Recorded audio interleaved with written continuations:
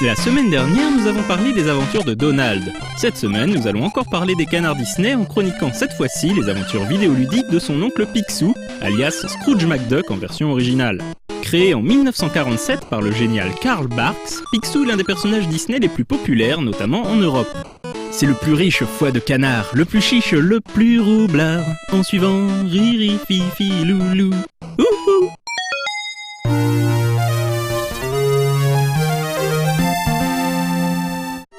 Disney lance en 1987 la série télé DuckTales, connue chez nous sous le nom La Bande à Picsou. Bien qu'assez différente des comics dessinés par Barks, la série va obtenir un très grand succès, culminant avec la réalisation en 1990 d'un long métrage, Le Trésor de la Lampe perdue. Face à ce succès, il ne faut pas s'étonner de voir une adaptation en jeu vidéo apparaître dès 1989 sur la NES. C'est Capcom qui réalise le jeu DuckTales, qui reste à ce jour considéré comme l'une des pépites de la NES, si vous permettez ce jeu de mots facile. Dans DuckTales, le joueur incarne Picsou lui-même qui est à la recherche de divers trésors perdus. Cette quête l'entraînera à travers 5 vastes mondes qui peuvent être traversés dans l'ordre de son choix. Des items découverts dans un monde permettent de débloquer des passages dans d'autres mondes, un peu à la manière d'un Metroid ou même d'un Megaman. Cette non-linéarité fera la particularité de DuckTales, et comme on a pu le voir, les jeux Donald, pourtant développés par Sega, adopteront également cette structure.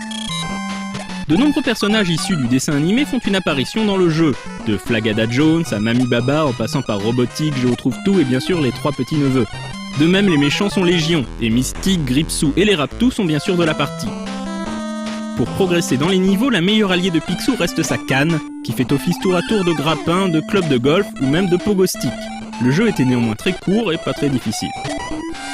Capcom réalisera également une version Game Boy très soignée, qui rencontrera elle aussi un grand succès.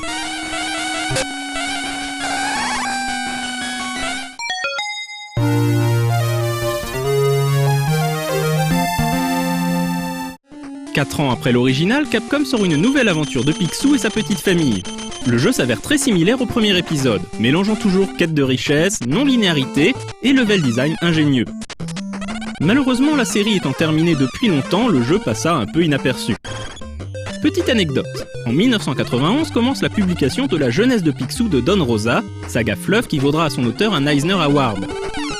La jeunesse de Picsou révèle que le nom du père de Picsou était Fergus McDuck. DuckTales 2 y fait référence puisque tout commence lorsque les neveux découvrent un fragment de carte ayant appartenu à Fergus. Y avait-il un fan de Don Rosa chez Capcom?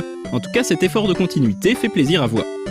Nous avons dit que la version NES du jeu n'avait pas rencontré beaucoup de succès, mais en revanche la version Game Boy, une fois de plus très réussie, sera quant à elle un best-seller sur cette machine.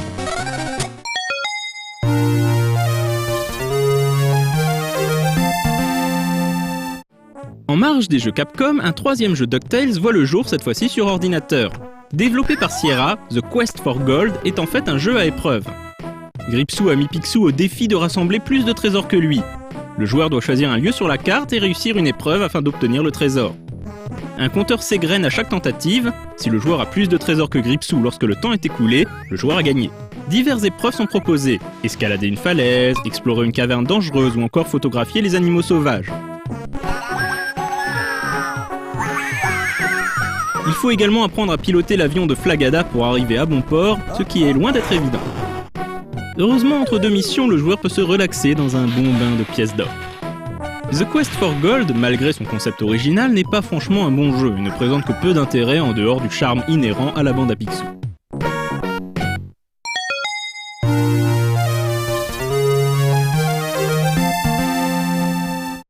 La série télé DuckTales engendrera une série spin-off, dans laquelle on retrouve quelques personnages, notamment Flagada Jones. Cette série, parodie affectueuse de Batman version canard, c'est bien sûr Darkwing Duck, alias Mr. Mask chez nous. Le héros de la série est Albert Colvert, Drake Mallard en version originale, qui à la nuit tombée devient Mr. Mask, la terreur qui corrige les erreurs, défendant la ville de Saint-Canard contre toutes sortes de super-vilains. Le premier jeu mettant en scène Darkwing Duck sort sur PC Engine en 1992, et n'y allons pas par 4 chemins, c'est une grosse bouse.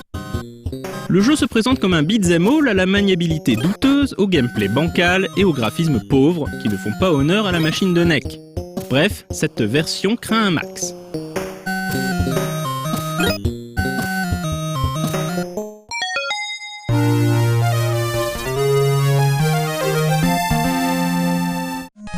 Sur NES en revanche, c'est Capcom qui se charge de l'adaptation des aventures du héros qui n'a jamais tort, foi d'alligator. Et on sent tout de suite la différence. Le jeu de Capcom donne immédiatement envie de s'en aller faire la guerre aux forces du mal.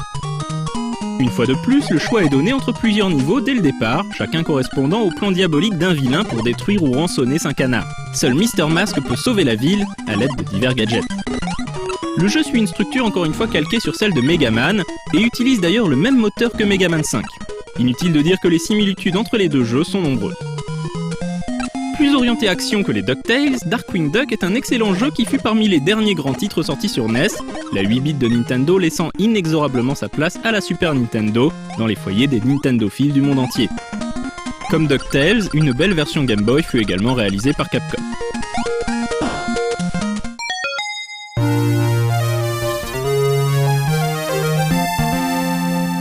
Warren Spector, designer du très bon Epic Mickey sur Wii, a plusieurs fois proclamé que son rêve était de réaliser un jeu mettant en scène les canards Disney. Après la célèbre souris, Picsou, Donald et tout le clan Duck mériteraient bien de revenir en force sur le devant de la scène. Bah oui, parce qu'on ne veut plus claquer du bec chez nous. Ouhou.